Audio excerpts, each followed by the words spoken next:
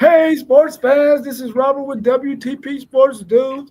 Sorry we're a little bit late after that 7:45 hour. Man, we are excited about what we're going to be talking about tonight. Hopefully, you're in the chat, you're paying attention, and you're going to rock with us. Let us know your thoughts on all the things that we're going to talk about tonight because, man, we are very excited about this show tonight. I got my man Mossberg of Level Up Sports 10 in the house with us tonight. How you feeling this evening, Mossberg? Pretty good, pretty good. We was just talking about naps before we came on, and I definitely tried to get me one in today as well. And just appreciate you having me, man. Definitely been ready for this live. Lot going on, and we got some things and content for them to listen into this evening. Appreciate you always. For sure, for sure. T1 having some trouble getting in. Hey, Let me tell pick him up and figure when this out. tell him to just copy and paste it and then put it in the thing because it's a little space between the letters and the end of the link on the website. So I had to close. You got to close that space out to join the actual link. Oh, okay. And then, as y'all see, we got the FanDuel Zen Master Zaya in here as WTP Sports Dudes finish up doing what he do best, man, getting it out to everybody and making sure we locked in. How's it going this evening, Zen? Man, listen, dog. I don't know what it is, bro. On that Thursday, I start to feel the crash. And I ain't gonna lie, dog. I thought Mr. Brown, like, man, I'm gone, dog. I gotta go get me a nap. Yeah, work. I mean, the practice definitely wore me out yesterday, man. I was pretty wore out too, so definitely feel you on that one. But as we go on, man, we definitely, like WTP Sports Dude said, man, we got quite the show, as you can see in the captions, All-American. You know, we got Heisman out there. We got college news. It's been a great week of college football with signing day approaching and tomorrow being the ending, I believe, up until February. So a lot of teams moving up, a lot of players, you know, flipping schools. So just stay locked in, man, and stay tuned.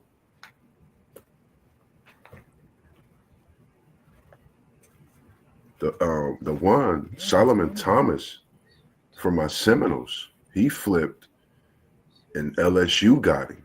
That 5-star offensive tackle, man. So I'm definitely hurt by that as far as in Florida State. I had high hopes on him securing that line, but as we see, moves are being made and people are coming as that deadline approaches to make moves, nil deals, to name a few out there as well. So just make sure staying locked in. We're going to give you all the greatest and latest as we can, up to date as it comes to us as well. So all yours, WTP. All right, cool. We got our man, somebody else in the house. How you doing today, bro? What it do? What it do? I'm tired, man. I'm tired. I'm gonna have to pull something from down deep today. Congratulations, man. I had that. Thank you, man. Thank you. I ain't get to sleep till 7 this morning. Maybe a little after 7. It was light outside. It was well worth it though. Yes, no indeed. complaint. Yeah. My son said that Ashton Genty got his vote, but Travis is definitely deserving too. And he's telling everybody out there, hit the like button, support the channel. It's free. It's definitely That's free. right. Yes, indeed. We appreciate you on that, nephew, as well. What up, Allende? Good to see Later you on in in the here. show, we're gonna each give our pitch for who, not necessarily who we think will win the Heisman, but the ones we think are going to be the finalists for this Heisman running. But let's get Oh, started. my pick is who gonna win it. Well, yeah. Yeah. That's Listen. what my pick is. My pick is wins. We love you so much, bro. We left that one Totally for you. Totally for you, bro. Hey, that's why I love y'all so much, man. Cause y'all know me, y'all understand me, and y'all get me. That's why I Yes, love sir. y'all. For We sure. do. For Yes, sure. sir. Let's talk about these All-Americans, man. And let's talk about the offensive linemen. What's y'all's thoughts? Who do y'all think should be an offensive lineman that should be on that All-American team? Now, trying to pick a lineman is kind of hard because we don't watch. We watch a lot of football, but we ain't necessarily Yeah. watching them big boys that much.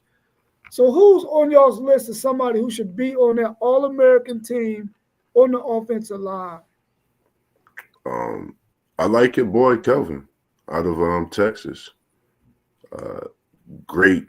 I mean, when you talking about a offensive tackle, he's laying them down, and that's just the one I personally like. Seen the story, watched quite a few this year, but I give my nod to Kelvin for the offensive tackle All American.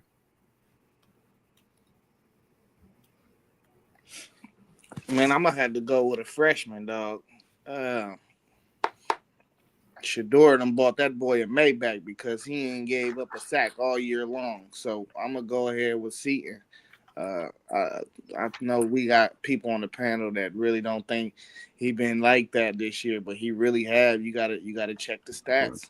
He ain't let that boy get touched all year long. So, um, he might be a freshman All American, all around All American. I wouldn't probably give him that nod, but he definitely gonna be first team freshman All American for sure. Yeah. I definitely agree with Mossberg on Kelvin Banks at that left tackle position, man. He outside of that Georgia game, he's really been dominant. Hopefully, he gets to play this week against Georgia. He went down with an injury against Texas A&M. But I agree with you too, Zaya, about the guy from See, Colorado too. Being a freshman, being able to come and play like that, man, says a lot. Protecting Sador Sanders, which is I believe is going to be the number one quarterback taken in the draft. I would really be a homer, man, because I really like the way Jake Majors from Texas, the center, has upped his game, and Hayden Connor. But I would be a homer because I really ain't been looking at nobody else's offensive lineman, only my own. Um, but I'm quite sure there's some great guys out there, man, that have been balling out in those trenches, man. You got anybody you want to add, T1? Well, my All American Josh Simmons, his season ended short, and he was definitely on pace to being on that first team All American squad. So sure. that's about it for me. Offensive lineman is just hard. I think that's just, I don't know if that's more of a name thing or a school thing or whatnot. But to find 5 offensive linemen and say that, hey, they're the cream of the crop and they're better than every other offensive lineman out there, that's just tough. That's tough. As far as, a quarterback, we can see when a quarterback is better than another quarterback. It's a really, really easy eye test. But when it comes to that offensive line, I mean, I'm quite sure there's many linemen across the country who hasn't given up a sack or has only given up 1 or 2 sacks for the whole season. So, that's that one right there. I think that's just more off of, name recognition in schools. Yeah. Yeah, definitely. I can definitely see that. Let's talk about the tight ends. Who would y'all pick to be the tight end on the All American team? Man, There's always been one guy for me all season. That got to be Tyler Warren, man. He just, without him, they lose multiple games. And that's what I look for when I look for All American. Like, who changed the trajectory of your season? So I'm gonna have to go with Tyler for sure on that. I don't think if they had him, man, they wouldn't be sitting where they at all. It wouldn't even be close. um, I like Gunnar Helm out of Texas.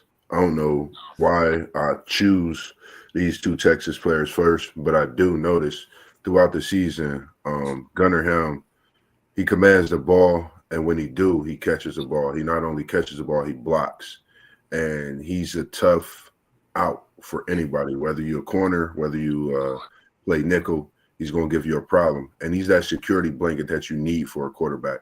Guaranteed to catch the ball, get them extra yards as well. And, I mean, his resume speaks for itself. I like that pick in Tyler Warren as well. That was my other choice.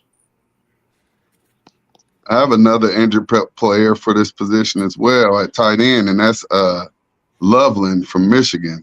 Before he got hurt, I've seen enough of him to know he's a very, very solid and very, very good, reliable tight end that's going to be doing some big things at the next level. So that will be mine. And although I have watched a lot of college football this year, I mean, I can't really think of any other tight ends that have like really, really stuck out to me like that. I think Penn State might got a good tight end over there too. Yeah, that's what you mentioned, right? Isaiah Tyler Warren from Penn State, right? Yeah. Yeah. Man, all three of those are really good, but I'm going with Tyler Warren as well. I just think that what he's done production wise, I mean, this dude had a 200-yard game, bro. Yeah. A tight end with a 200-yard game. That was a Tight comeback. end. Yeah. That's nuts.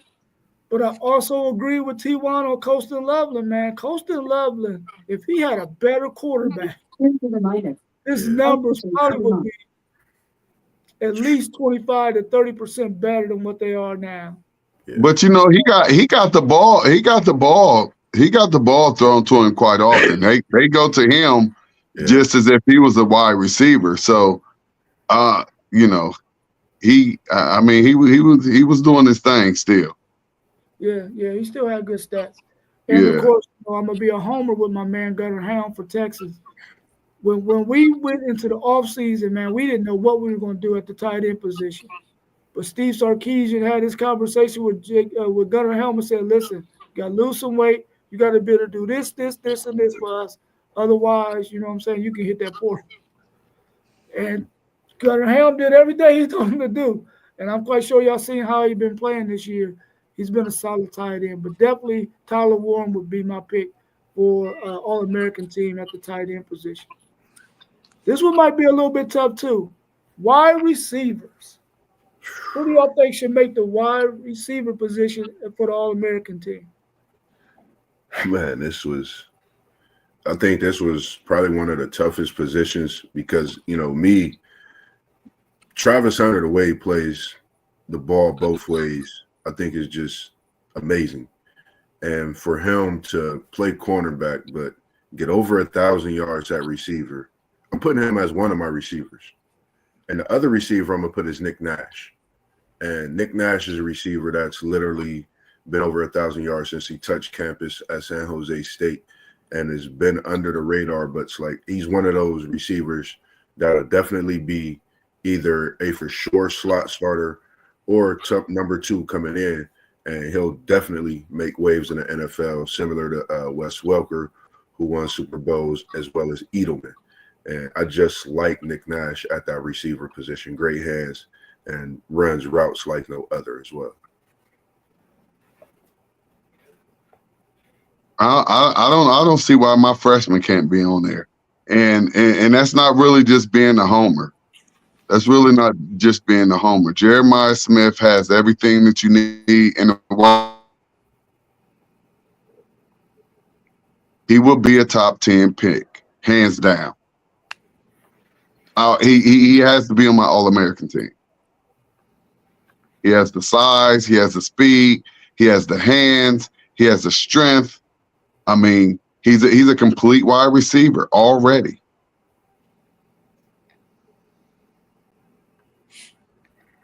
Yeah, I originally had the same 2 that you had, Mossberg. I went with Nick Nash, over 1,300 yards, 16 tutties, and Travis Hunter. It's hard to go against them guys, but just to switch it up on them, if it was the next 2 I had to go with, I would go with Restrepo from Miami. Yeah.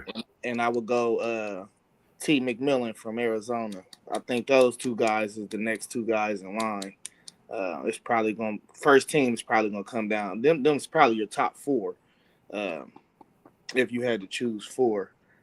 But you never know with these awards too. At the end of the year, a lot of it comes with recognition. I think Restrepo, he in Miami, he got the recognition, and McMillan got the draft stock to where they would possibly throw him in for a second team or first team position. So, yeah, that's my four. I think out of all these guys, if you look at Nick Nash's numbers, dog, his numbers is real crazy for real. Crazy. Bro, like it's Ridiculous, man. crazy, dog. I mean, that got to be. I wonder what the best numbers looked like from last year. I'm gonna go back and look, but them numbers, bro, 1,300, 16 tutties, man, dog. Nobody could stop him. It seemed like. Yeah, his numbers last year was crazy. Yeah, and for real, without him, they probably wouldn't finish what they finished. That's why I be saying, like, when it comes to these first team rankings, I like dudes that's gonna change the outcome of the game, and that's definitely game changer right there. Yeah.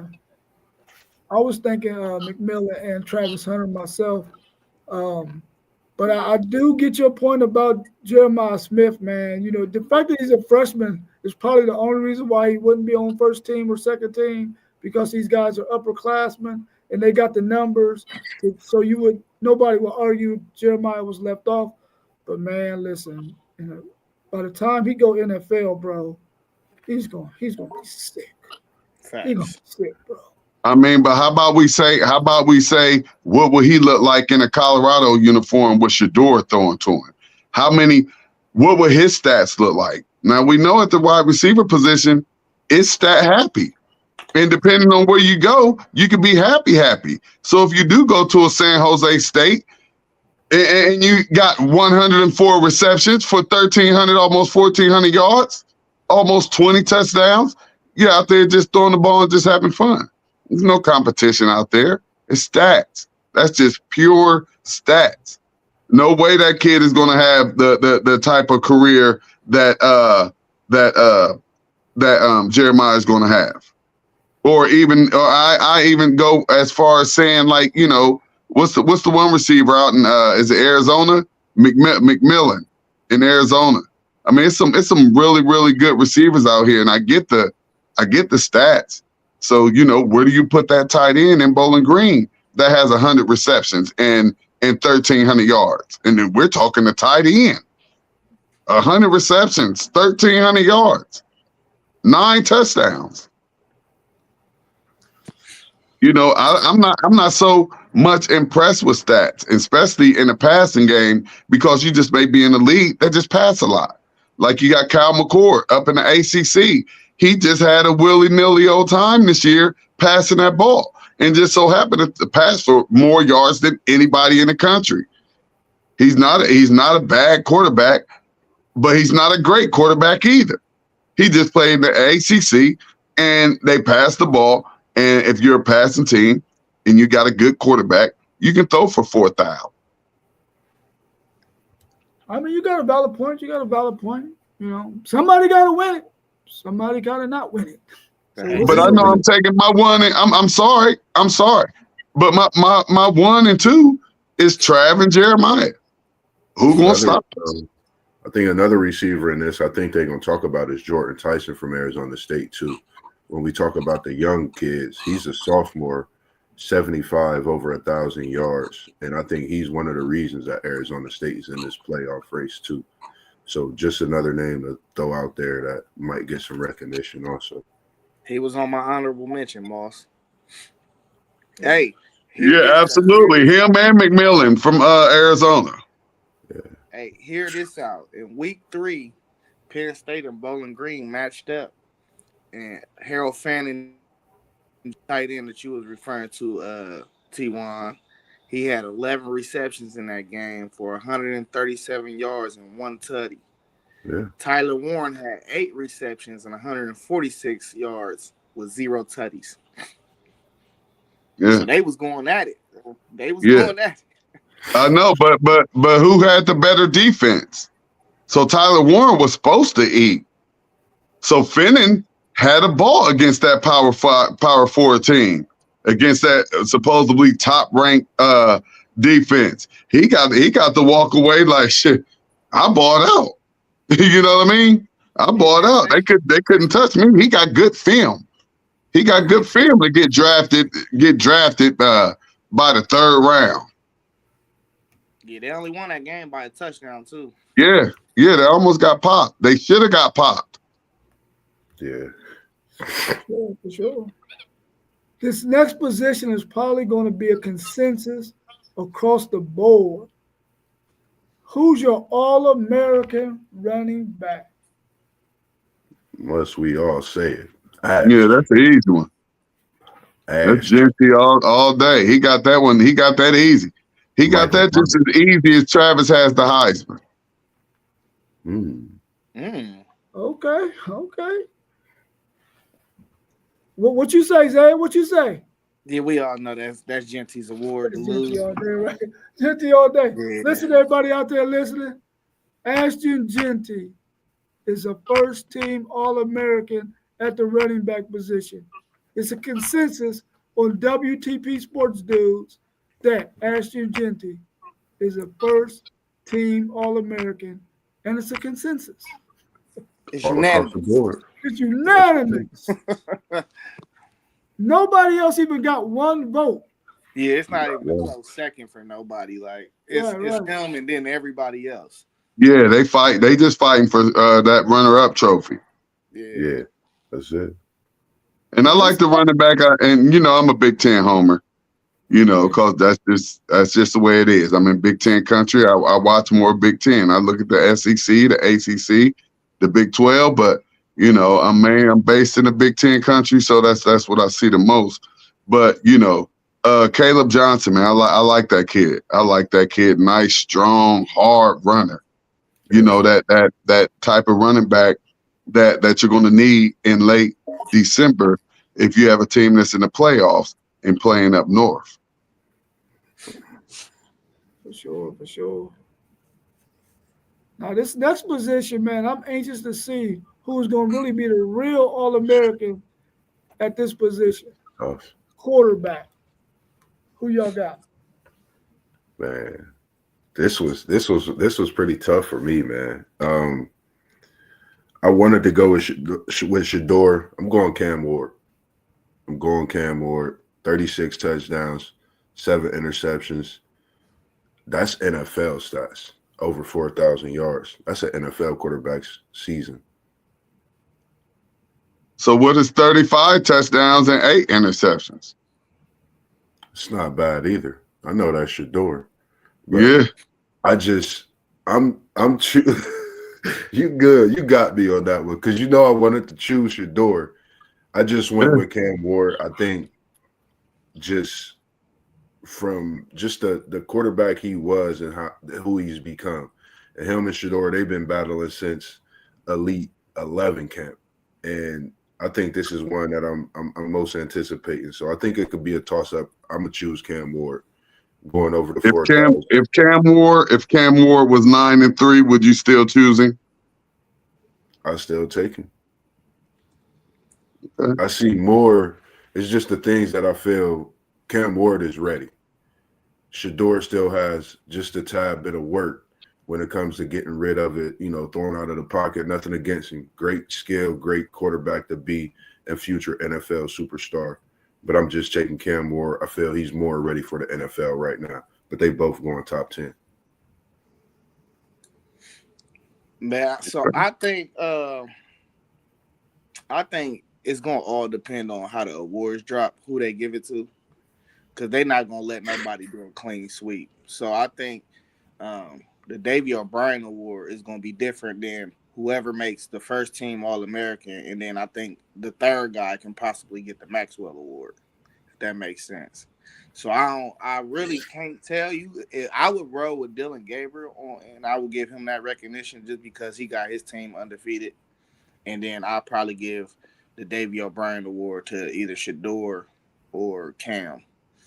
And then I would consider one of them the other guy for the Maxwell. That's how I would do it, because they all deserve love, bro, for what they did this year. So, I mean, it's just trying not to leave nobody out and recognize. I mean, you left Jackson Dart out.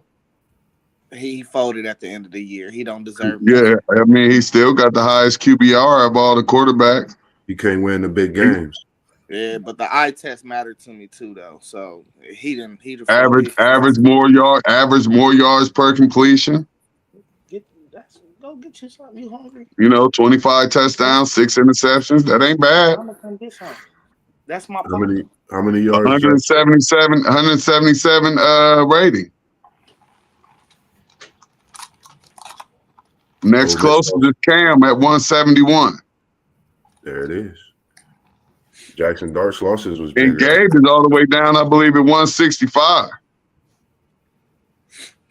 Yeah, Gabe's rating is a 165. So, he off a little bit. You going with Jackson Dart, City League? Ask I'm somebody. not. I'm not.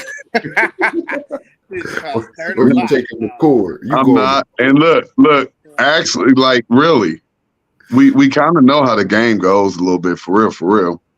And I would say it wouldn't be my vote, but I would say Dylan just because he's an undefeated quarterback. He's an undefeated quarterback. He has a pretty good QBR. His completion percentage is really, really good. What he got? 73.5 completion percentage. I mean, that's really, really good. So his numbers stack up with just about anybody's except for he's the only undefeated quarterback. And when you're talking about a quarterback, you want your quarterback to lead you to victory in every game. And that really tells me who the best quarterback is most of the time. But I will pick Shador, but I know they're not just throwing out trophies to Colorado Buffaloes ever. Yeah, I went back and forth and back and forth and back and forth about Cam Ward, Dylan Gabriel, and Shador Sanders. Those were the three for me, and but I finally decided that I'm gonna go with Cam Ward simply because the other two had better defenses, and they didn't have to do well. They did a lot, but they didn't have to do as much because their defenses were good enough to where they could slow teams down. Cam Ward had to be in a gunfight every single week, week in and week out. He had to will his team to wins, man, because the defense was not going to stop anybody. So I picked him simply because of that very reason. He had the lesser of the three defenses, and he had to always come to fight every week. So I And picked what him, conference is that he was doing all these battles in? the ACC. Oh, wow. So week in and week out, he was just running for his life, huh? Against those big, powerful defenses, huh? a Big 12 It was way too. bad. It was bad for him, huh? Their defenses are definitely better than the Big 12s. We all can agree on that. Yeah. We I all just can like, agree on that. yeah, I like I'm having just a trying to way. figure out all these defenses week in and week out because to me, really, if Ward was the quarterback he was supposed to be, like how Gabe was in that conference, Miami was supposed to be undefeated, and y'all know it. Nah, I Miami wasn't seen. supposed to lose the game. I don't even think I had, and especially after about week 8 or whatever, whatnot, because I believe they were still undefeated. I didn't think nobody in the ACC could beat Miami, and then to lose twice. I mean, and I'm definitely not putting it all on my QB's hands, but Yeah, because to lose twice in that conference. Shoot, you just a little bit better than Syracuse, and we know what Syracuse is. I say it's just all on their defense because the two losses was on the road and he had no interceptions, 5 touchdowns, and over 800 yards in them games. So I think that's just on that defense, man. Like, that's the only thing. Man, they could be 10-2, like they are now, or they could be 7-5.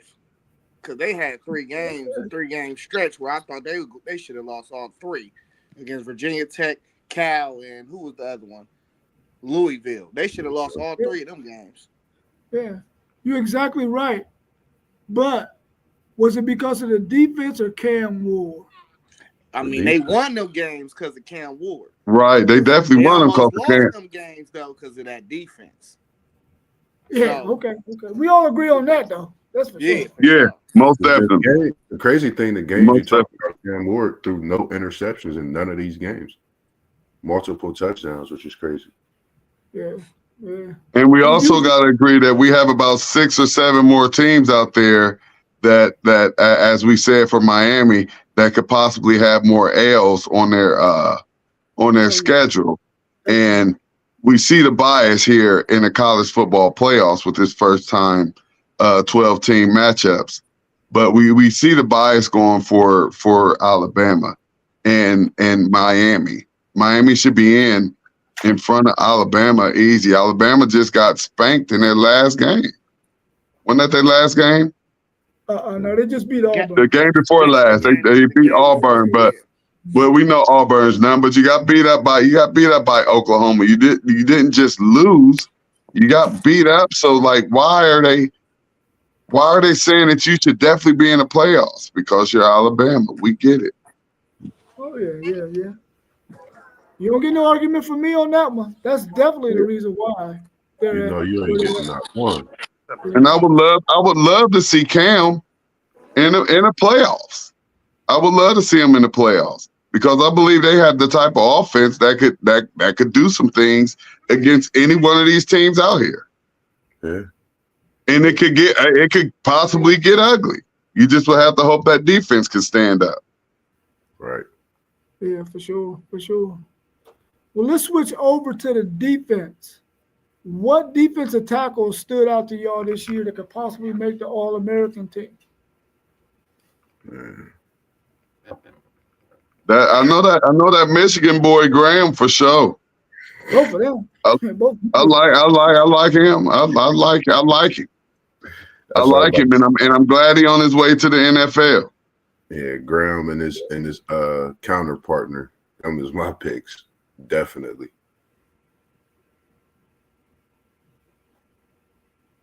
Yeah. I'm going with my boy Tyleek. Hey, when we had that boy All day. Give me Graham and Tyleek. Yeah, it wasn't nobody getting nothing off. Yeah.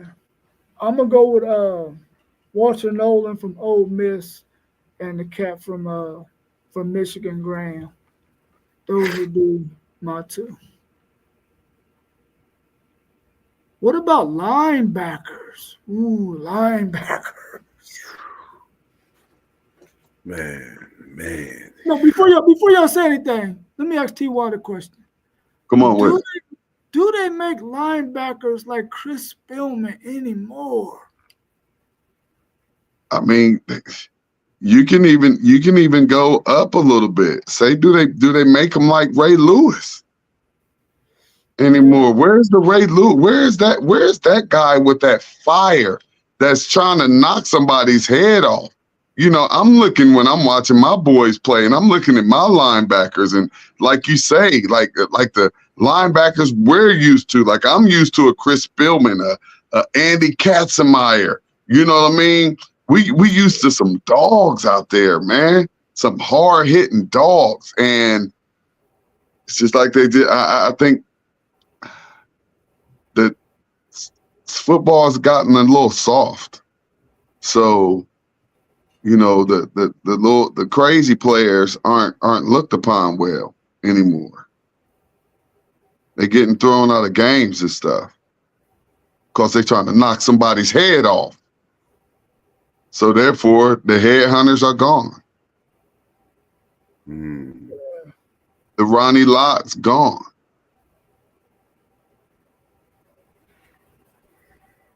Yeah.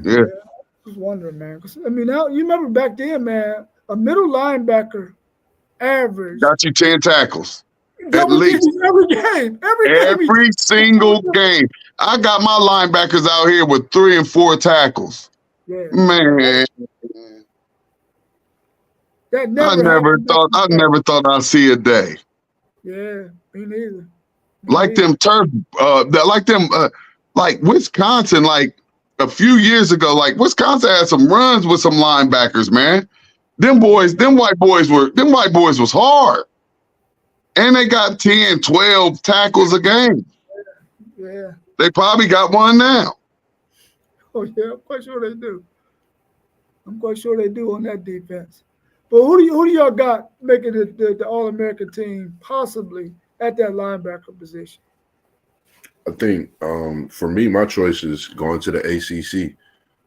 Dabo Sweeney is a coach I always see push out linebackers quietly. I like Barrett Carter for Clemson. He's always all over the field. I think one of the difference makers and the reason that they're in the ACC championship. And if he has a big game, Clemson wins this weekend. I think his name would be one that's mentioned all day, and that's just my pick. Barrett Carter, he's been there for a few years and definitely a workhorse.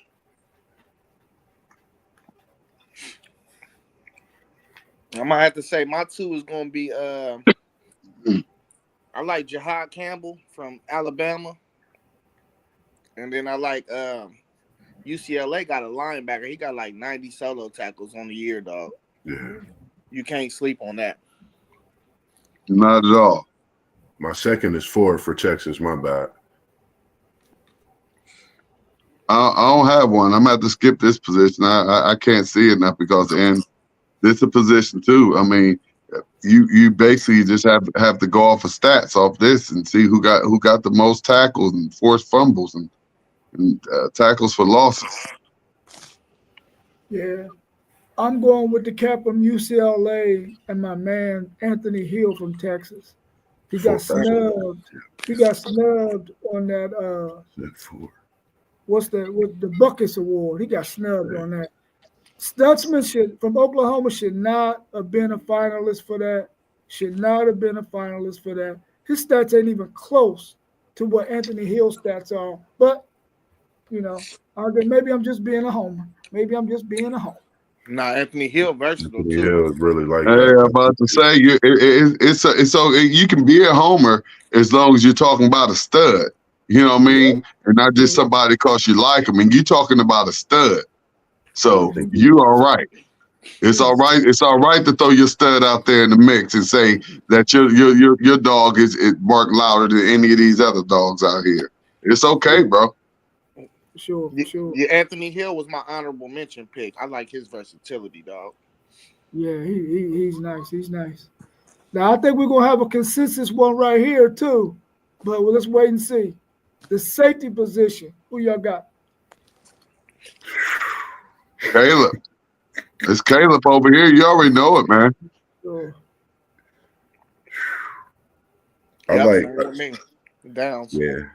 I still Even for like Caleb right now, Caleb going. If he came out right now, he going in the top 15, top 20.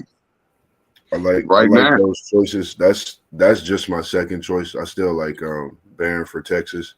I've been watching him play corner. That's my other safety. Like he literally almost shuts down his side of the field from the safety position, which is crazy. And I watched the last couple games with Texas, and I don't know. It's like he out there just literally watching everything, and the corner knows that. They talk to each other, and I like Barron, but Downs is definitely right behind Barron in my book. Yeah, I definitely got Downs too at the safety position, but I would look at John A. Barron as a corner because he's been playing all those positions, but they got him listed as a corner as opposed to a safety. Even though he plays safety sometimes, he's played star, which is on the slot receiver. He's done all of those things, man. So I'm gonna save him for the cornerback position. But the other safety I would pick, man, and I would probably be a homer on this. We got a walk on at Texas, man. Michael Taffy. He's a walk on, bro. Just Google his highlights. This guy is so smart, man. Now he's not gonna be an All-American. I just wanted to give you some pub on the show. I like that. This dude, walk on, bro. He's been a 2-year starter, but he's played all 4 years he's been at Texas. He can play, man. Very smart. I'm telling you, NFL scouts, if you out there, this guy can play safety in the NFL. If you get a chance, check out his highlights, man. He's nice.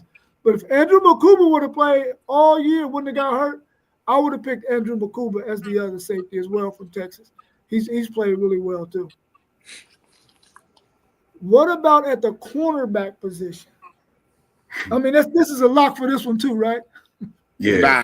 Well, with one of them, One Yeah, of them well, for sure. for sure. We One all of know Travis Hunter's first for me. And then I'm going to go with Xavier Watts out of Notre Dame. He's definitely a ball hawk. And he got him a couple. That boy is, whew. He's a product. That's a good one. Yeah, my guy. Well, I guess we do got to lock at one position, huh? I mean, I got Travis first team receiver and first team corner. I'm going crazy. Hey, listen though, You ain't that crazy. I like the boy Kobe Bryant from Kansas. I'm talking about he's an NFL dude, dog. Hey, when you watch him, he jumped off the tape. Like, and he physical. He got speed, he got great instincts. He got the whole package. He long too, man. Bro, he like 6'2". Yeah, he like 6'2", bro. He jump off the screen when you watch him. Yeah. Yeah, I'm gonna go with Travis, and I'm gonna give my people up north some respect too, and I'm gonna still put Will Johnson out there too. He probably still gonna be the first corner. Well, the second, because Travis going as a wide receiver, but we know here corner too. But he'll probably be the first corner taken off the board still. So if we're talking about it,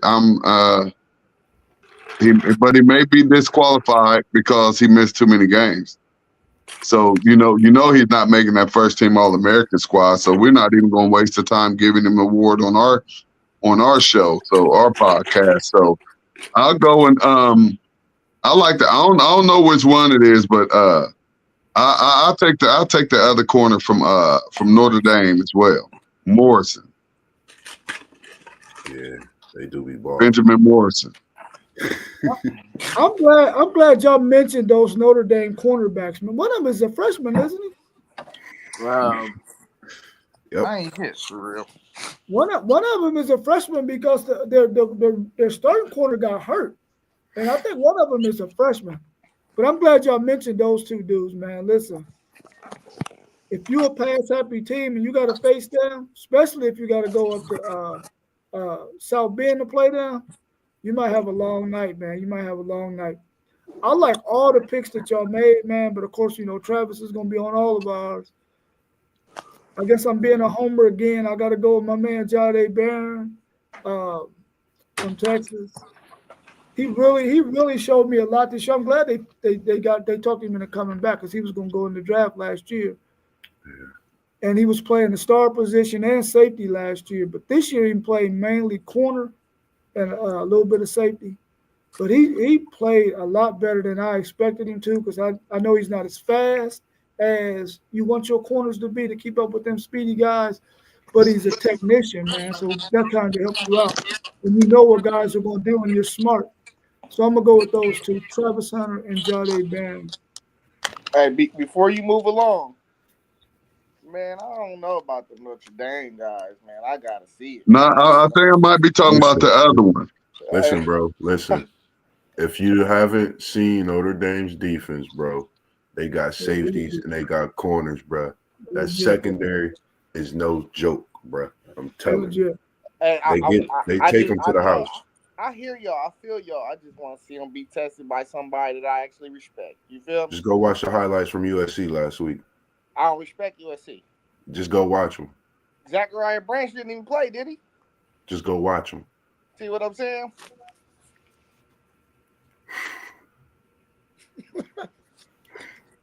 All right, y'all. So let's go ahead and talk a little bit about this Heisman Trophy.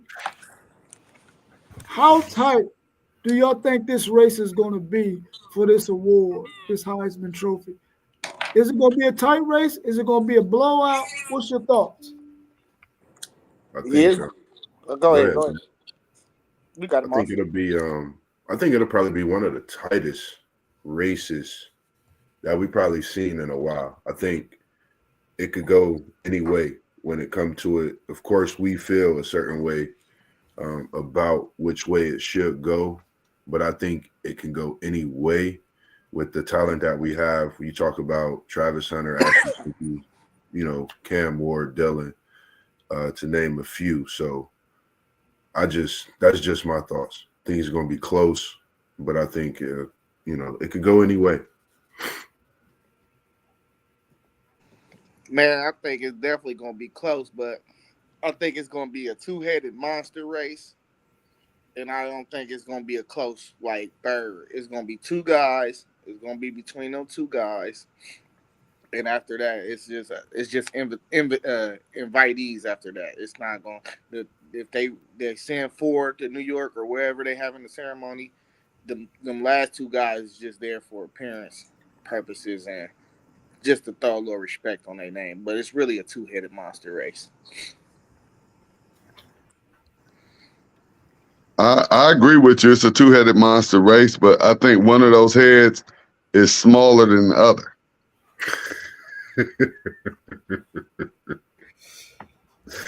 Ask somebody. I mean, that's just the way I feel.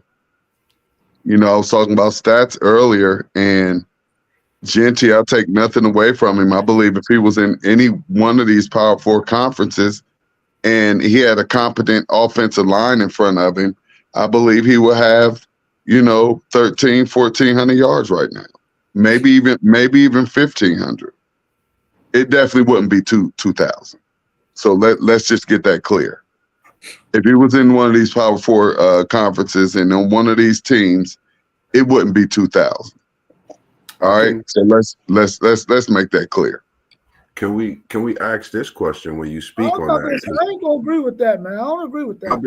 Do y'all not know how hard it is to get 2,000 yards? And do y'all not know that when you play in these power conferences and they know that this guy is coming, do you think they're just going to let this guy just run all over him?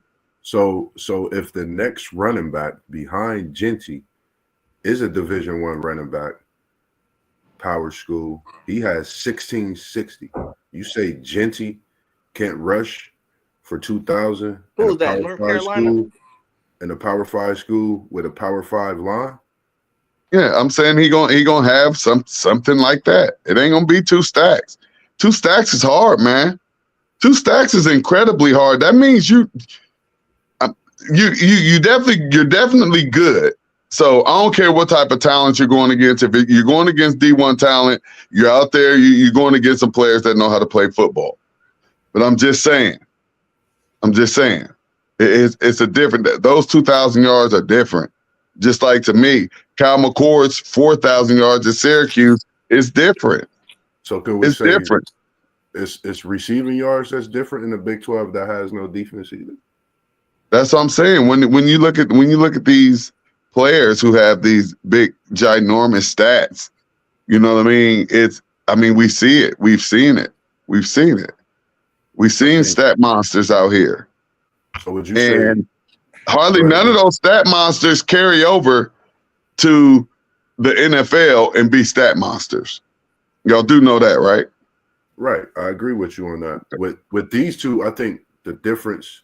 I think with these two, we speaking on specifically, everybody knows Genty and Travis, of course. The body of work, what they work ethic. I think that's what separates and will generate to that next level, unlike what we've seen before. So I do agree with you wholeheartedly with that one too. And that's just what was my thought, just looking at how they work ethic is. And I think that'll be the difference maker at that next level, 5'9", 215. And we know Travis, 6'2", a specimen you don't get every day. And that body is greats that played those positions. Champ Bailey, Barry Sanders, Charles Woodson, to name a few, Emmitt Smith. So I think when we look at those two, I think we're looking at greatness already happening, and it's going to, transfer to the next level. But I totally agree with you on what you're saying as well. But he's great. When it comes to running backs, I like to compare dudes to Reggie Bush and Adrian Peterson. I don't think he get 2,000 in no Power 5 conference either because Reggie Bush didn't do it. So why would I think you're going to do it? You know what I mean? Like, I mean, Or use my Adrian eyes. Peterson. Yeah, Peterson. Yeah, but you, No, Peterson got close though, didn't he? yeah, Yeah, he Peterson got close. 1800. He got Yeah, 1800. yeah. That's what I'm saying, dog. If you threw either one of them guys in the Mountain West, they both would have had easily what he got. And I would even say, if I just had to take a guess, and Rob, you'll be more clear on this than me. Back when Adrian Peterson was running back for Oklahoma, I had to say that it probably was a few Big 12 teams out there with some pretty good defenses back then too. Yeah. Like it wasn't just a walk in the park. Because I've watched enough of Genty this year where sometimes I'm looking at it and I'm trying to figure out if I'm watching a high school running back or a college running back. Because a lot of times it looked like he was just out there playing with kids. Like, get off me, man. Like, I mean, I'm watching him get so many yards after contact About that it's not funny. That's where he get that's why he had 2,000. I mean, he has to have 600 yards after contact, 700 yards after contact. That's his work, though. That's the work you put in. That's it. Yeah, that's what I'm saying. He out there looking like he playing like he is not supposed to be on that level in that division. That's what it looked like to me. Where you just got somebody that just like they're just better than everybody out here. That's what I see when I see him on the field. Everybody wanted him. He just chose their SEC wanted him. Everybody, Oregon, you name it. Well, he should have hopped in. He should have hopped in. If he wanted the Heisman, he should have hopped in that portal last year. Yeah, but he wasn't that hot. He wasn't this hot last year. Yeah, no. A lot of teams courted him to jump in the portal. He just didn't do it. He said he's not jumping in the portal. I mean, to Boise State. He got that loyalty bone, bro. It's that loyal to his program. A lot of teams courted him to jump in the portal, but he just didn't do it. Hey, we don't know. Hey, we don't know how much money they gave him either. Yeah, we don't know what they laced him with either. Like, listen here, we got you. We're gonna take care of you. You ain't got to go nowhere. If it's about money, you stay right here. We got you. This your last year. Let's finish strong. Let's try to make this first time 12-team playoff, and it looked like it was a success. Right. Yeah, for sure. And he was all right, well, Mossberg, you gotta give us your case for Jim. Oh, you want to say something real quick, Zay? Yeah, Game Day had a piece on him though about 2-3 weeks ago, and they was talking about how much. Hey, can you bring me that orange juice? Just bring me the whole bottle. Okay, Moss. My bad, dog. My bad, dog. Let me let you good. Your notes, dog. I like it. I'll be on you, man. All right, Mossberg. Well, state your case for our man Ashton Genty. First and foremost, man, Ashton Genty, you got my vote. The reason why it's been since 2019 since we've seen the season that you're putting together. Not only that, the amount he's 12 straight rushing games. He's currently sitting at 2,288, just about 400 off the all-time record in Barry Sanders. Not only that, he has 5 games with 200 yards plus, 6 games with 3 touchdowns or more. And when you talk about running back that comes out and the team know you're going to run the ball, but here yet at the end of the season, you're sitting on 2,288 yards with 29 touchdowns. No one seems to have put a hold on you or put a stop to you. And for them to know that you're going to do this, it's amazing. Not only is that, November alone, he had 153 rushes for 912 yards. Almost 1,000 yards after contact. So my case for Travis Genty, not to mention on first down, 175 carries, 1,383 yards, 12 touchdowns, and on second down, 100 carries for 754 yards and 10 touchdowns. So when he touches the ball, of course, we see he's productive. But when you're talking about someone that's just loyal to the program. Million schools was calling him, ringing his phone off the line. He stayed with Boise State, and that goes way back to how his father was brought up in the military and what his father instilled in him, and to be a workhorse and go all out for what you want to do. And he's doing that for this Boise State program and putting them on the map, I feel, even more than what Ian Johnson did years ago, in which we know about. So that's my case for Ashton Genty. And we're not going to forget about the Michael Myers statue in the backfield, how he stands, not like a regular running back as he stares down the defense. That's my case for Genty. Okay. Zen Master Zaya, what's your case for Cam Ward? You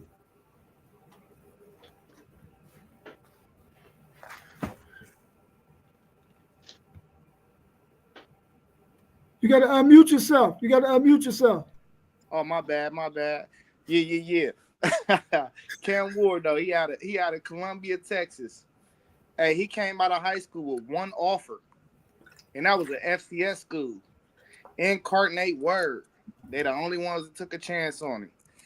Played there for 2 years, threw for over 6,000 yards, led him to a conference championship his last year there before moving over to Washington State.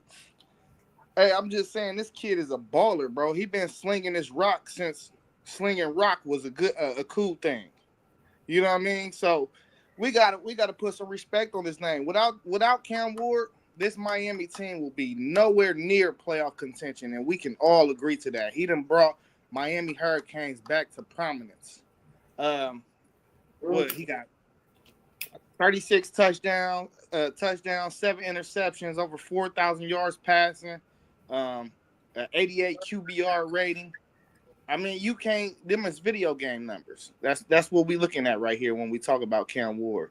I want to say it was only one game he had over 2 games. 2 games he had under 300 yards passing this year. And both of them games he still won. So, I mean, 36 touchdowns, 7 interceptions. Man, listen, them is clearly the best quarterback stats we got in the country this year. Even throwing Shador in there, because we know what Shador is too. But I would take Cam Ward over Shador just because of the simple fact that Shador had a way better defense than this guy. It was Cam Ward or die this year.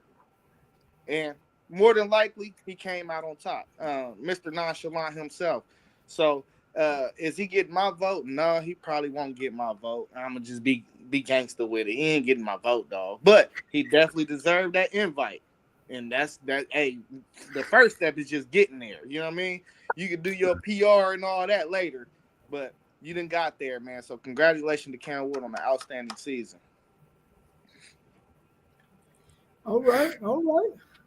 Next up, Shador Sanders.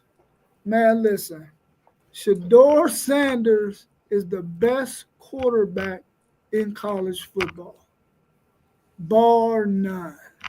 He's going to be the number 1 draft pick in the NFL draft.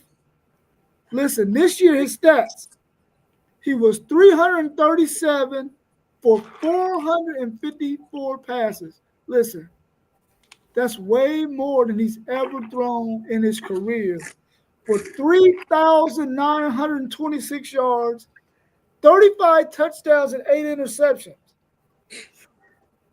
Listen, he had one of the best wide receivers in college football.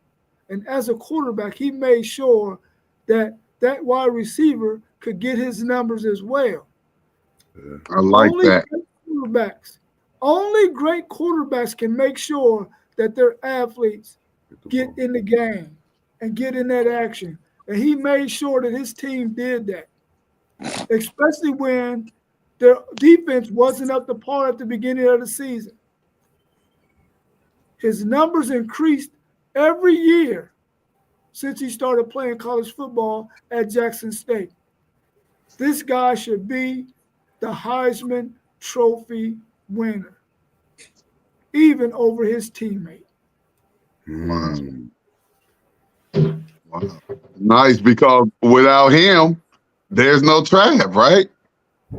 There is Because no that was that was a really, really good point right there that you put right there. That I think it might have me sold. Like just saying that he made sure that Travis got the ball. He made sure, and I watch enough football to know that every quarterback can't get their main man that ball 8, 9, 10, 11 times a game. And Shador did that, man. That was, hey, I like that, bro. Yeah. I like that. Our man Parlay Poe couldn't be here with us tonight to give his spiel on Dylan Gabriel, but you can go look his stats up for yourself. But we're gonna go on to my man But now, Ty. hold up. Before we do that, Rob, hold up. Go Before ahead, we man. do that, is there anybody on the panel who likes Dylan as a Heisman Trophy favorite and may just want to step in for Parlay Poe and throw something out there for him? Man, Man, I don't like him as a favorite. I definitely think they should make this a 5 invitee Heisman ceremony because he did get his team to an undefeated record. His numbers is not up to par with Shador and Cam, but just the fact that he was able to lead his team to an unblemished record stands for what you needed to stand for, you know. So I mean that's the last undefeated team in the whole college football. So I definitely think he deserves a nod to be there and take all that love in. Hey, can I say something about Oregon real quick? Since you know they are the only undefeated team remaining in college football, and we'll see if that stay like that this Saturday. But this Saturday is the first time that they actually have an opportunity to play one of those teams that's inside of that top 10 as Ohio State did, because until this championship game, Oregon only played Ohio State. They didn't have to play Penn State or Indiana. So, and who are they playing? Penn State? Yeah. They playing Penn State. Yeah, they have Penn State. So, you know, I'm very interested in seeing that game and seeing what Penn State can do. Now, am I confident that they can win that game? Absolutely not. So, but you know, we'll see. I am. We'll see. I picked Penn State to win the game. Oh yeah, Yeah. nice, to win. Yep. nice. Okay. Well, Ty, tell us about your boy Travis Hunter. Hey, I'm glad y'all saved me for last because guess what? I don't even have much to say. I don't have much to say at all. So I'm gonna make this nice and quick and really, really easy. This is gonna be the best exam anybody has ever taken. Like, oh, that was easy. That was quick. Got that over with. But this is America. This is an American sport. And we love history. We love watching history. And that's what we had the opportunity to do this year. We had the opportunity to watch something that has never, ever, ever been done before. Travis Hunter didn't just play offense and defense. He played the entire game on offense and defense, and he even threw in some special teams. He threw in 32 snaps on special teams. A total of 1,102 snaps for the season. 475 of them on offense. 631 of them on defense. Now we have to. I would like to go and see some of those wide receivers. If we just going to talk over on the offensive end, I like to go see some of those wide receivers and see how many plays they ran, see how many snaps they was out there for. And likewise, when we're talking about the cornerbacks, and to be snubbed as the best cornerback in college football was just a disgrace to any type of award. It was just a disgrace, and what better way to make it up than to give him the most prestigious award in all of college football? He struck the pose at least 4 or 5 times this year. There was no question. And then when we go over on the offensive end, And we talk about his 92 catches for 1,100 yards, 14 touchdowns. And mind you, I'm talking some of the prettiest, most difficult catches that you've seen all year this season. So he's a great cornerback. He's a great wide receiver. He's good on special teams. Great if you put him back there and kick off a punt return or something. But I mean, we just saw history. We just saw a real live Superman this season. Give him his Heisman. Okay, man, listen. Now, we all gave our spiel. Who you voting for, Mossberg? Man, this is gonna be tough. I'm heavy on Travis. I'm heavy with Travis. I like I have a feeling. I just have some kind of feeling it's gonna go towards Genty. But my vote is Travis. My vote is for Travis. Love what Genty doing and nothing against what he's doing. Keep doing what you're doing. Hope you break that record. Zen Master, who you voting for?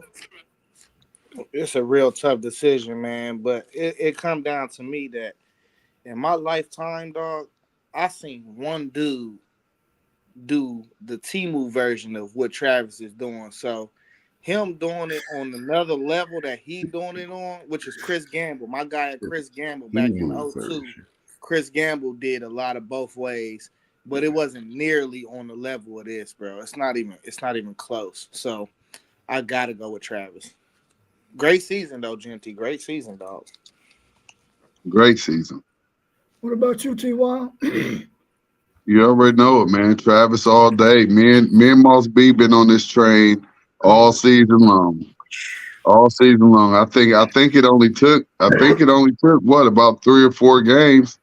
I think he had it wrapped up by the 5th game. Yeah. Just because of all of the snaps he was taking, how productive he was on offense, how productive he was on defense, and to actually win a game with your hit, with your forced fumble. I mean, that's one of those real live Heisman moments, like that kick return that Woodson did or the kick return that Desmond did. That hit on the goal line to win a game by Travis Hunter was probably one of the biggest Heisman moments in Heisman candidate history. Yeah. Not to mention that ridiculous grab in the corner of the end zone. I'm still trying to figure how he caught that. How he twisted himself up. I try to tell you, man, Yeah. we saw a real live Superman this year. I would really like to see if any other player can do that. That's amazing. His conditioning is amazing. You would have to think that he got LeBron James trainer or something, because he did it. He did it for the whole season. And kudos to him. And he said he's not playing in a bowl game. Yeah, and just to add into there on those two specifically, Genty and Travis Hunter, I actually did more, I would say more documentary watching with them two this season alone more than I have of any player ever in football. And they're at the way they work, their work ethic, like City League just said, is crazy, man. So it's just astounding at what they do to keep themselves prepared for what they do, especially Travis. Man, as a former running back, I wanted Ashton Genty so bad, man. So bad, man. I wanted him bad. But the more and more I watch Travis Hunter, man, listen. Every opportunity that they needed a big play or a Heisman Trophy moment, this dude produced it, man. There was no moment in any game where they needed something to happen and this dude didn't make something happen.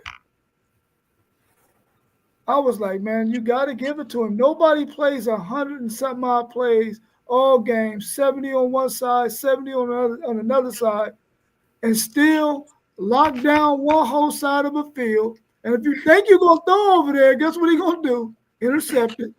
Yeah. So you don't do that too often. And then whenever they need a big play, they get this guy to rock, man. He makes something happen, man. And the reverse, remember the reverse? I think it was supposed to be a pass. And he went ahead and ran it and went in the end zone with it like it was nothing, bro. Yeah. Instincts, man. Carter, if he does not win this Heisman Trophy, it will be a greater travesty than my man Vince Young not winning it over Reggie Bush. Yeah, because that was wild to beat him. I would have to agree with you. Hey, Yeah, you know something else that stuck out to me when I was, just looking at Travis stats and all of that. He had 57 catches last year, and we thought that was good. We thought that was really good with him playing offense and defense, and then having 57 catches. We was like, wow, you know what I mean? Because you're some top receivers on the team has 57 catches. You know what I mean? So I think that might be about all that Jeremiah has, somewhere around there. But he had 57 catches. He went from 57 to 92. 92. And if he was to play in a bowl game, he would have crossed that 100 reception line, which would have been an awesome feat as well for a person that played full-time defense. Just an amazing player, man. And I'm wondering if we'll ever see anything like that again. Oh, we will. Coach Prime gonna be the king of it now. Right, because you got to remember, most all of these players play both ways in high school. Most all of them play both ways in high school and never come off the field. But we know high school and college is a completely different animal when you're talking about playing, 100-something snaps in a game. Hey, Rob, the only reason why I say that, though, is because, they said the boy Devontae Smith that played for the Eagles, they said he was one of them dudes that could have been a Travis Hunter before Travis Hunter. So I just feel like if Prime identify you in high school as one of them guys, he gonna give you a chance to come here and do it. You know what I mean? He gonna give you a chance. And they got another dude that's playing both ways this year. It's another dude. He just ain't been doing it all year. They started him doing that in like the middle of the year. I can't think of. He played receiver though too. Hey, I think we have a young enough running back room at Ohio State. Look for Caleb Down to get some carries next year, and he will continue to return punts. But they were actually talking about putting him back at running back this year. But we had Junkins and Henderson. So with them two seniors gone, he gonna get the carry. Look, Rob, I see you shaking your head, but it's already known he wants some, and I think that might have been in his package deal with coming here to Columbus. I think he let Coach Dave know, like, listen here, I don't want to just play safety. I want to return punts, and I wouldn't mind getting a few carries a game either, Coach. So look for him to get those few carries a game next year. He earned it. I hope he don't hop in the portal. From what I heard about the player. Well, ain't nobody. Well, here's the thing too. Like right now, no one hops in the portal who's in the playoff or has a chance at winning the national championship. So all of the portal stuff talk now. Like I got my cousin who's a Michigan fan. And he want to play with me today, man. Like, man, I know you saw what just happened. Jeremiah hopped in the portal. I just laughed it off. Like, dude, we going to the playoff. Nobody's hopping in the portal when they have an opportunity to go and win a national championship. So, we just got to go put in work. And you got to remember, ain't nobody dumb. Jeremiah Smith can't get out of here. Neither can Caleb. Pockets are deep now. Pockets are deep, and these kids aren't old enough to turn down an extra couple $1 million. Yeah, it wouldn't make any sense for them to do that anyway, because the NFL was just waiting for you to be eligible. You know what I'm saying? That's it. You ain't got to go and prove nothing else to nobody else because the NFL just waiting for you to be eligible. So you ain't got to go nowhere and try to get no better stats, be in a better system, none of that. Them guys is the NFL waiting on. So they ain't got to worry Yeah, about but that. this what I'm saying. I said the portal because they supposedly had a meeting on Monday after that Michigan law. And the player said something to Ryan Day about the game plan, and Ryan Day stood on his high horse and said he'll run it right back with the same game plan. We should have executed better, and the players wasn't happy about that. So I don't know if they lost that locker room or not. That's why I said he would probably hop in the portal, not because of anything else. Because I just don't think our guys trust Day no more. I don't think they trust. Yeah, nah, he ain't lost the locker room because I don't know if you follow Caleb any, but Caleb, I want to say one of those long runs that Michigan got. Caleb blamed himself and said that's on me. He said that's on me. I make that play. This doesn't happen. So there are quite a few players who took accountability, even though the coaches coached the cupcake game. There's a couple players who took responsibility, knowing on these plays where they let these running backs get out and get away from a tackle, just like who was that? Ty Hamilton. Ty Hamilton had Mullins all the way wrapped up for a 2-yard loss. He ends up going down for 25 yards. Those are game changers. So some players did take accountability, and as cupcake as that coaching staff was, we should not have lost that game. And some players didn't make plays to win the game. Michigan's players, they made the plays to win the game. Yeah. Let me ask you this last question, man, before we wrap up for tonight. If Clemson beats SMU, that's supposed to say should instead of show. Should Alabama be out of the top 12? Yeah, they're up. Alabama shouldn't be in there anyway. Miami should be ahead of Alabama.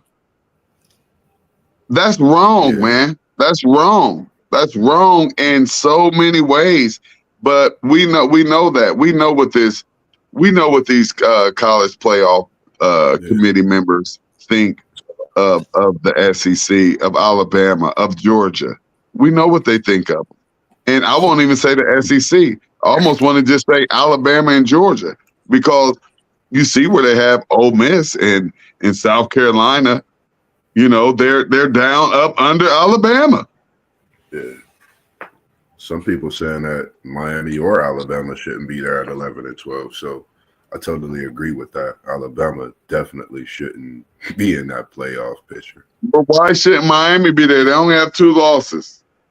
Nah, I didn't understand other people's choice with Miami, but definitely Alabama. If anything, Alabama shouldn't be there because you don't even get past the eye test this year, Alabama. Right. You know, I think for sure. I really, like I say, I don't care who wins that game, Clemson or SMU, but Alabama shouldn't be in there. That shouldn't even determine if Alabama is in there. Yeah. But y'all know how I feel about that. I already said South Carolina got a way better resume than Bama. I know they lost the head-to-head by 2 points, but the 2 teams that Bama played and lost to, the 2 teams that Bama lost to, Oklahoma and Vandy, South Carolina blew both of them out. So, yeah, you could weigh that head-to-head, but eventually you got to take the whole resume, bro. Like that head-to-head. The resume is the head-to-head at the end of the day. That head-to-head is the resume. That's your resume. Listen, but this is what I'm saying, though. You got to take the resume. South Carolina won their last 6 weeks. Bama lost 3 out of 7 in the last 7 weeks of football. You can't just take that head-to-head. They ain't playing as hot as the other team. You got to take all variables. Yeah, they got the head-to-head, but every other variable you could legit say South Carolina is better on resume and paper than them boys. They just hotter right now. That's all. They just hotter. It matters when you get hot. It matters when you get hot. It do, but it's supposed to. They got hot at the wrong time. It's supposed to matter. Yeah, they turned the heat on at the wrong time. Temperature was down too early. They should have had that temperature up. Maybe it would have been different for them. I mean, I respect your argument too. Like I feel you on that. And it's Alabama just got beat 26-3 by Oklahoma. yeah, It shouldn't even be a question. right. It shouldn't even be a question, but it's so unfair. But we know life is unfair. We Right. know life is unfair.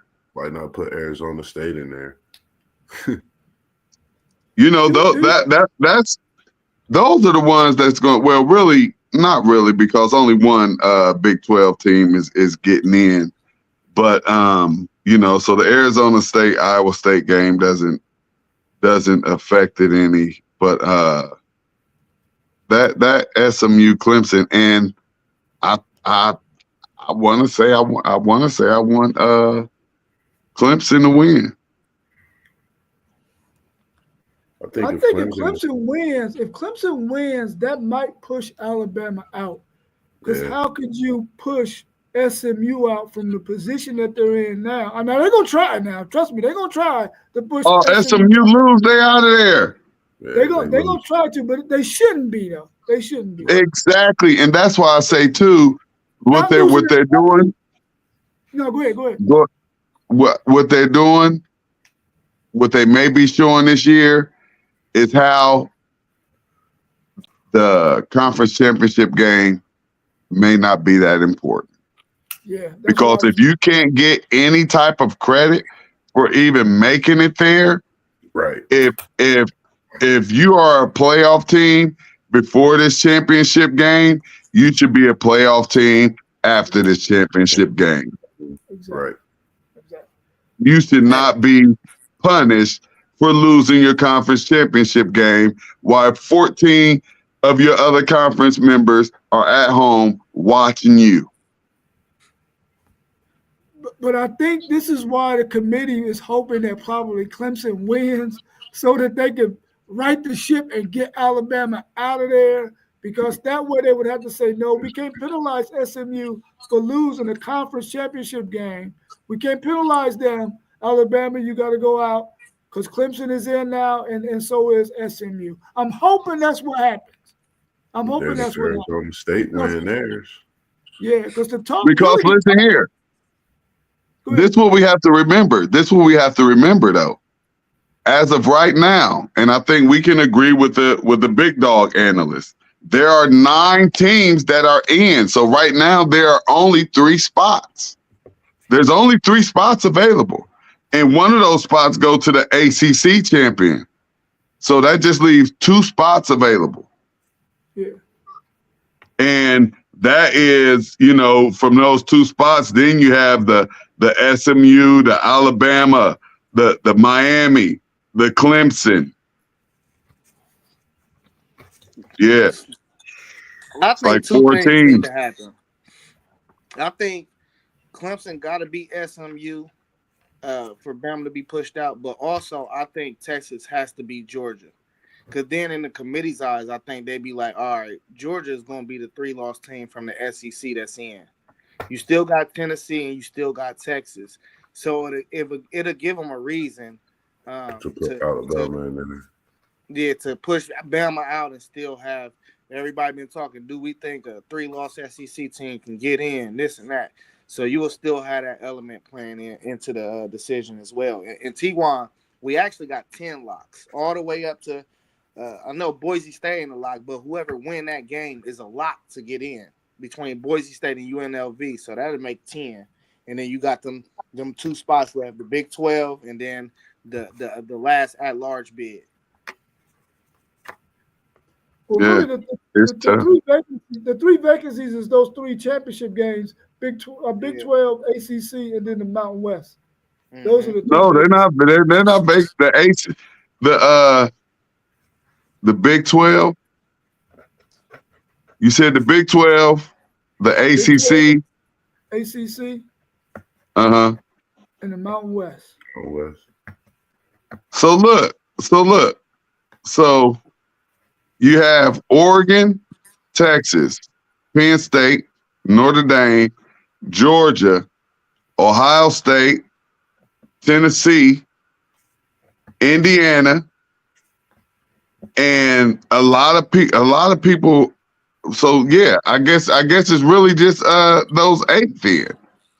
So it's 4 because you can't just automatically say Boise, and you can't automatically say Alabama. So I guess it's 8. So I guess it's 4 spots, and I guess you're all right. The ACC, the Big 12, the Mountain West, and then everybody wants Bama. No, you know what? Everybody don't want Bama. A lot of people. I mean, when I say everybody, I mean ESPN.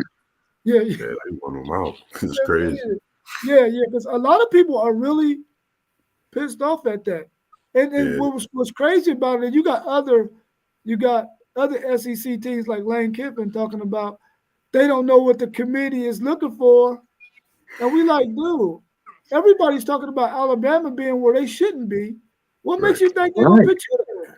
Right. You got the same amount of losses, dude. They're not gonna put you there either. Exactly. Right. You know, the gripe is Miami's gripe. They should probably be right there. That's it. Miami should be 1 spot ahead of Alabama.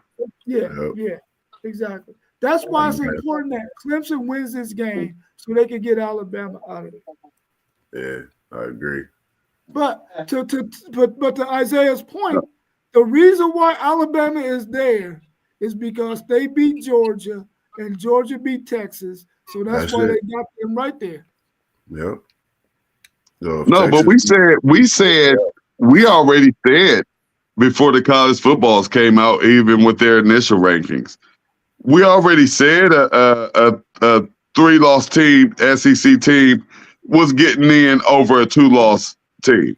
We said it. We called that. What? 5 weeks ago?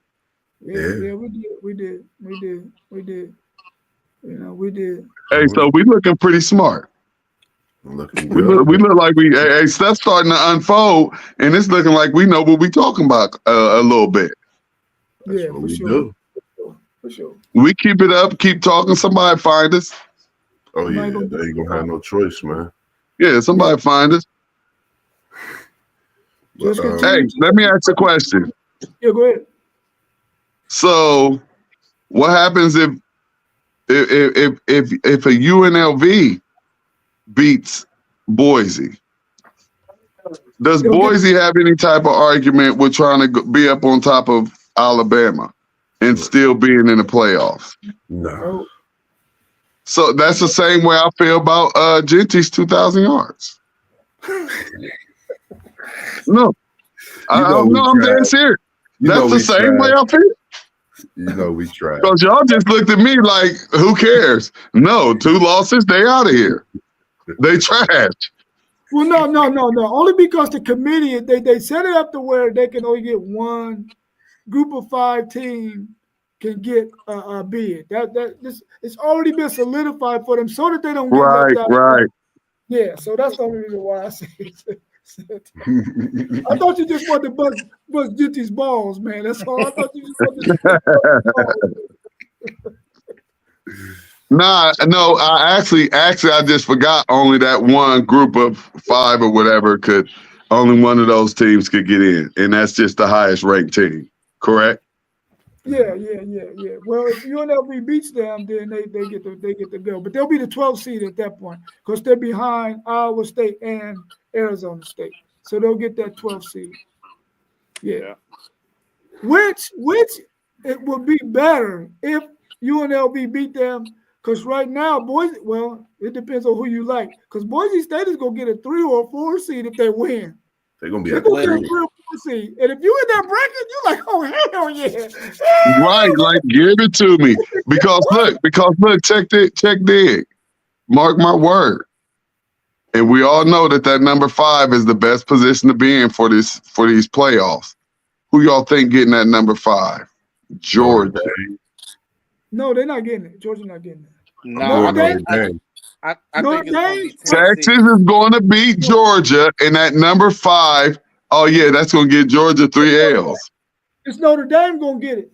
Notre Dame. Yeah. Notre Dame going to get it. Because the highest seed they can get is 5. They can't get a first round back.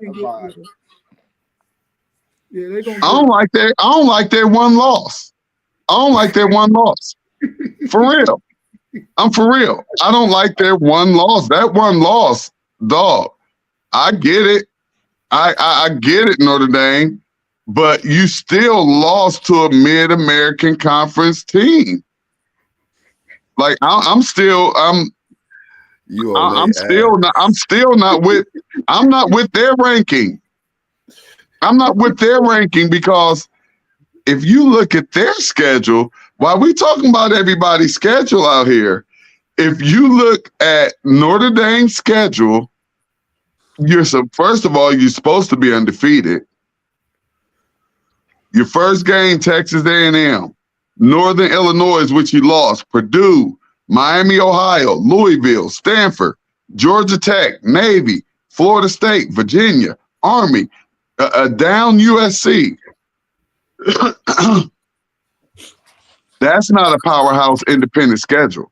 For you to be an independent school, I can't give you a number 5 rank off of that schedule. You just got a lot of teams on there that almost beat some teams. Who deserved that 5 ranking? I don't know. You want to say Hey, the Buckeyes? Notre Dame. what's Notre gonna be Dame No, deserves it. hey, no, what's gonna no. be interesting though is As if long as we above 8 and they don't try to play us stupid, long as we got a home field game, I don't care where they put us at. Y'all not gonna have one. yeah we Y'all are. Yes, not we gonna are. get one. We would have to be number 9 and not have a home game. Listen, you're not getting a home game, bro. You got We getting a travel. home. Where you get that from? No, we getting a home game. You trying to say we're gonna be ranked? We already ranked number. What are we ranked right now? Number 7. Yeah, Listen. we're not gonna We ranked number 7 right now. We're not going under there. You're not getting a home game, bro. Let me show you real quick. go ahead. Go ahead. I'm listening. Let me show you real quick. Y'all not getting no home game. Let me find my picture I took. Where is it at? Yeah, because why would we drop in the college football rankings? Nah, That's what I would like to know first and foremost. Y'all can't move up. No, that's my bad. Y'all gonna be 6. Yeah, we can't. Yeah, we got a home game for sure. There's absolutely no way that you would put Ohio State at number 9. Yeah, Hey, y'all Rob, gonna get a home game. I got a question for you. Yeah, go ahead. So what do you think is gonna happen if Oregon loses the conference championship, though, as far as their seeding goes? They're gonna Because be the They go to number. They go to the 5th seed. They're but gonna be Notre the Dame 5th will be seed. Notre Oh, Dame. that's where the 5th seed going to Penn State. No, not Penn State. Penn State You gonna think they're fall gonna behind drop under Notre that? Dame. They're They gonna gonna fall fall behind Oh, Notre Notre Dame. Dame. and possibly y'all too, because they lost to y'all. I So just don't like. I don't even like Notre Dame being ahead of Penn State. They're gonna be like the 8th seed if they lose to Oregon. So do you Yeah, give? still get a home game, or they might, or they see, are they gonna get punished? Because I feel like Indiana should have a home game too, but they doing what they got to do to push. They pushing Indiana to that 9 or 10 spot off of their one loss, and their record is no different. Their schedule is no different than Notre Dame's, and I would have to say their schedule is better than Notre Dame's. Yeah. What was you gonna say, Zen Master? I'm just trying to think of how it's gonna work in my head if Notre Dame. So you got the Big Ten championship. That's 1 versus 3. So if they come in higher than, let's say it's Penn State, they automatically will receive that 5 seed because they can't get a seed higher than 5. So in order for them not to be placed in that 5 seed, it'll have to be a scenario where Oregon loses that game and they just swap places. Yeah. You see what I'm saying? Because Oregon. No, go ahead. you got to put Notre Dame in the 5 seed if they 5 or under. Yeah. Unless it's somebody before them that's ranked ahead of them. That's how I'm trying to look at it. Yeah. The only way Notre Dame would not be a 5 seed is if Texas or Oregon lose. That's the only way they won't be the 5 seed. Right, because Georgia jumped Notre Dame. Okay, and then you'll have them 2 bunched up, right? Yeah, okay. Yeah. That's the only way they wouldn't be. But hold on, though. Yeah, we just gonna have to let this stuff play out because if Texas got 2 losses, they might get a nod to Notre Dame. I don't know how they gonna do it for real. They wouldn't drop. Notre Dame is in the safest place possible. They just waiting for all the chaos, man. Yeah. And they room for Oregon. They room for Oregon, and they room for Texas to win. That's So it. that way Well, if Texas lose, which could be a good thing, if Texas lose, I could see Texas getting that number 5 spot over Notre Dame they will get easy. the fifth spot. They will get the I fifth can spot. see that. I can see them getting number 5 easy. They should get the fifth spot, but you never know. If Penn State beats Oregon, Oregon gets that number 5 spot over anybody. Yeah, they definitely getting it if they lose. They definitely gonna get it. Texas, they might be 5 or 6. It's some crazy. Hey, believe it or not, it's some real crazy stuff that could happen. Yeah. Some real crazy It's stuff. some real crazy stuff that could happen. Man, I think Notre Dame will lock for that 5 seed. Now that y'all said what y'all said, they'll lock for it. Yeah, they're locked. It's not. Sure. Yeah, it's not even that because Penn State or Oregon play each other. They both got to lose. It's not a lock. If Texas lose, Texas only got one loss, right? Yeah, right now. Yeah, if Texas lose, they got that 5 spot, and Notre Dame dropping down to 6. Ohio State dropped down to 7. Notre Dame came in at 4 though. So if anybody in front of them lose, the closer they can get to 1, the safer they are to a lock at the 5 seed because they can't get nothing higher than that. Right. So that number 4 don't mean nothing. What he's saying is they're not going to penalize Oregon or Texas for losing in their championship game. They're gonna get, if either one of them lose, they're gonna get that 5th seed. Is what he's saying. Yeah, that's all I'm saying. Yeah, that's what he's saying. Yeah, which makes sense. Yeah. But I'm telling you right now, if Clemson beats SMU, they're gonna try to get Alabama in there, man. Which they shouldn't, but they're gonna try to get Alabama in there. They're gonna try to get them in there. They're gonna try. Listen, if you got 3 Big Ten teams, they damn sure gonna try everything they can to get 3 SEC teams in there. For sure. So look, the Big Ten actually needs Clemson to beat SMU so that Indiana move up into that 8th spot and get a home game, because really Indiana deserved a home game for the beautiful season that they had. I think it's wrong for them to have Indiana down and having to go and play on the road with an 11-1 record. Indiana ain't gonna get nothing higher than a 10 seed, bro. Yeah, I'm about to say it'll never happen. Well, they're at 9 right now, so if something happened, they could move up 1 spot. They're already higher than the 10 seed. They're not. What I'm saying is, but once you do the playoff thing, they fall back 1. That's why they're at 10 now. They're not going to get higher than 10 seed, bro. But this the thing I'm saying. This the thing I'm saying too. Kick their ass out of there. They really want to kick their ass out of there, but they can't. It's too late. Right. But why would that be fair when Notre Dame's schedule is almost the same?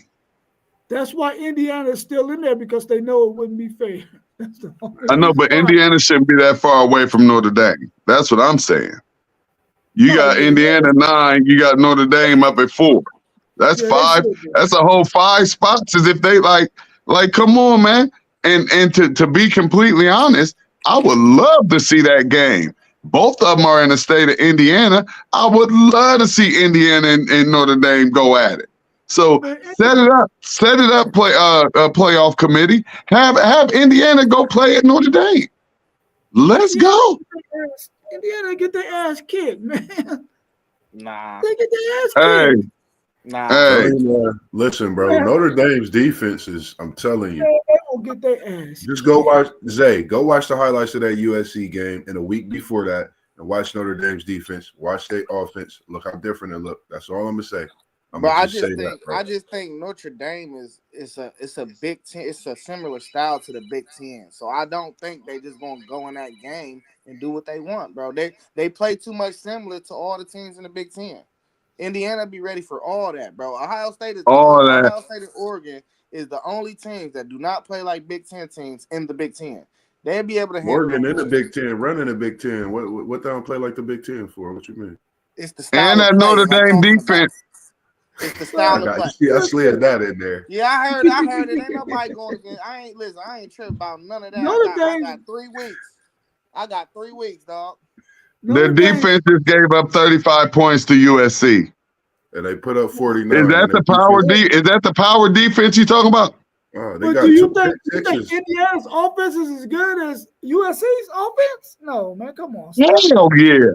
And they at USC. Way better. They got how many points did they get on the Buckeyes? See, you can't do man. You're talking about Ohio State defense. I got the Notre Dame's defense is as good as Ohio State's defense. No, they don't.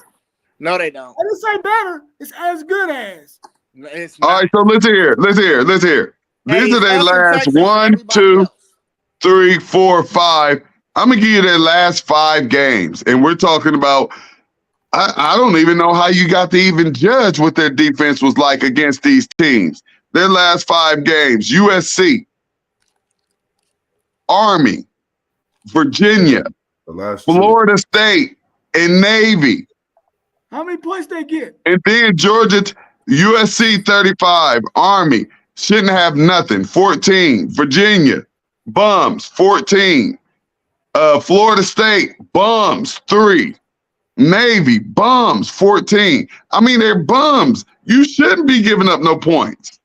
They finally gave up some points against USC, and you shouldn't be giving up points to bums, period. Every team is good for 7 points, and then you give them a late 7 points when you put your third string in, bro. You know that's how it goes. Listen, our bums that we play get 10 and under. We lost to some bums, and we only got 10. The bums in Penn State with no offense got 13. It wasn't 14. Look, it wasn't 14. But it wasn't 2 touchdowns. How many offensive touchdowns did they have? 0. Who? 0. Listen. Look, Purdue, bums, 0 points. Northwestern, bums, 7 points. Indiana, supposed to be good, 15 points. We just got to respect. Michigan, bums, 13 points. That sounds like the same numbers you gave me for Notre Dame. No, they had 14s. They have 14s and stuff, bro. That 1 point to lose you a game. Ask Ohio State. Iowa, bums, 7 points. Michigan State, bums, 7 points. Tomato, bro. No. Notre Dame's schedule is no different than Indiana's. Or Miami. Their name is just bigger, and they definitely shouldn't be 5 spots ahead of them. But who thumped Notre Dame? Who thumped them? Northern Illinois. They beat them, but did they thump them? They beat them, but did they thump them? Hold up. No, you didn't, Mosby. You said who won 10 straight? Notre Dame or Northern Illinois? 8 or 9, Notre Dame. Okay, because guess what Northern Illinois' record is? They tried. 6 and 6. Hey, Moss. Both eligible. I don't want to hear that. I don't want to hear that 10 straight because when I told you South Carolina won 6 straight games, it didn't matter then. I do not want to hear that come out of your mouth. This is what I'm saying. What I'm saying is Alabama, bro. Notre Dame right now, the discussion is Notre Dame being basically relevant on defense. They haven't played anybody to even say, hey, Notre Dame is firing on all cylinders right now. They're hot. They play Army and Navy in the past 4 weeks. They're playing great defense. And Army and Navy. At the end of the season. Army was going to put up points. Army was undefeated coming in, and they thrashed them. Army's not beating none of us. I think the jury is out about that. Notre Dame is a scary team when they playing at home in this playoff, and mark my words on it. That's just my thought. Notre Dame is going to get their faces smacked. Let me tell you that right now. They're going to get their faces smacked because they ain't came up against nothing. They've had zero competition. Not one game had they had to bust a sweat. Not one. The last game was Louisville, and that was 1, 2, 3, 4, 5, 6, 7, 8, 9 weeks ago. I Louisville want to not see. good. I want to see Notre Dame go up to against somebody that got the same Oh, they go to. talent that they got. They got the most money in the whole country, bro. So we know they got talent. That's not what I'm saying. Is this bro. because they got this 5 seed right now? Yeah, What it's like about the that 5? I 5 don't seed. care about the 5 seed. I'm ready to line up. Nah, ready to line I don't up. know. I like them, man. I just like where they at. I just think they're a team, man. That's just my opinion. I think they're gonna play y'all the first round for real. Man, we Which is gonna great. beat them like, man, what? They don't want no problem with us. Careful what you wish for. I'm wishing for it.